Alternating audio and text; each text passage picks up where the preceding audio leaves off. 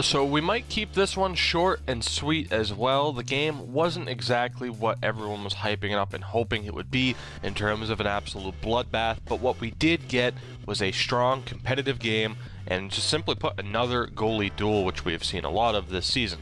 Tuukka Rask and Craig Anderson both gave their team a chance to win at every stop.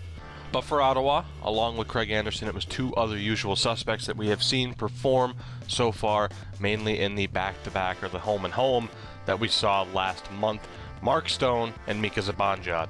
Zibanejad, whatever you want to call him, he's a really, really impressive player, and certainly, I don't know if you can necessarily call him underrated, because, you know, once you call someone underrated, are they really underrated? But his speed is just incredible. Like, I consistently notice, and there are some players who you know are good, but you often just wonder, like, I didn't really see too much of him in that game. Every time Zibanejad was on the ice, I'm like, oh, there's Zibanejad.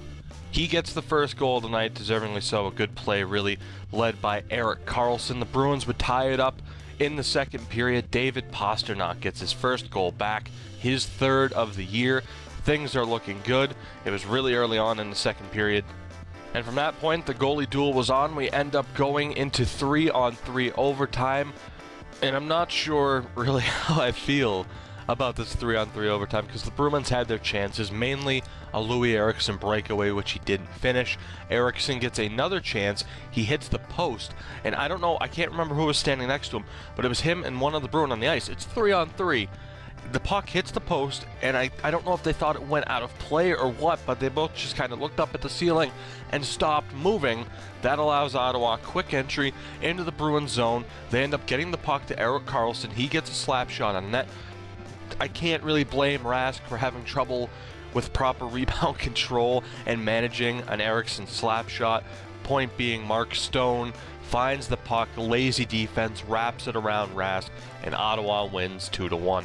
So on one hand, hey, they played really hard, they played a good game, and they were just outmatched. But on the other hand, 37 seconds away from going to the fucking shootout, and you fall apart defensively. It was just really lazy defending. And normally, we don't see them play lazy defense until they have a lead so that they can eventually blow the lead. So it was certainly surprising in 3-on-3 overtime to see them just fall apart like that. As far as the game goes as a whole, though, you know, great game for Rask as always. He's still really consistent in his play after that rough start at the beginning of the season. Again, gave Boston every chance to win in this game. Ryan Spooner continues to play well, stepping up in absence of David Krejci. Colin Miller, I didn't think was all that bad, despite being on the ice for 2 goals, including the overtime winner, and he is one of the players in particular I'm calling out for just not reading the play quick enough. But overall, thought he had a decent game. He's a younger guy. He's still fitting in to the squad. I give him a little bit more leeway. Again, when you have guys like Morrow and Trotman and Miller, they're all going to make mistakes. It's just who's more consistent and who minimizes those mistakes. And so far this season, it's been Colin Miller. With that said, Zach Trotman was in the game, played almost 21 minutes. Thought he did a fine job as well.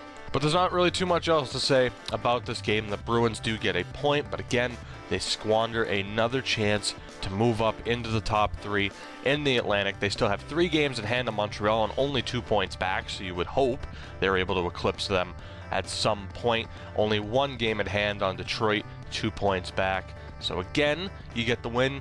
On Monday, you move up 2 points, and you're not catching Florida anytime soon. Not with this current run of form, Florida's not. But you have a chance to move up into the top 2. You're at Madison Square Garden on Monday. Again, the next week ahead doesn't get much easier. You go to Philly on Wednesday, Friday on Buffalo, and then you get a home game on Saturday against Toronto, who, you know, you can't.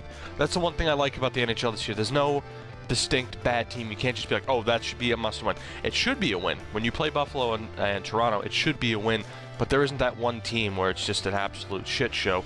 Buffalo's competitive, Toronto's competitive. You have a game against Columbus on the 23rd. There's some really tough games this month. Without David Krejci, they really need to find a way to rebound, and hopefully a big win against New York can do that. But that is it for this episode, guys. I thank you all very much for watching. Of course, leave a like down below if you've enjoyed. Subscribe for more recaps after every single game. And lastly, my quick question to you.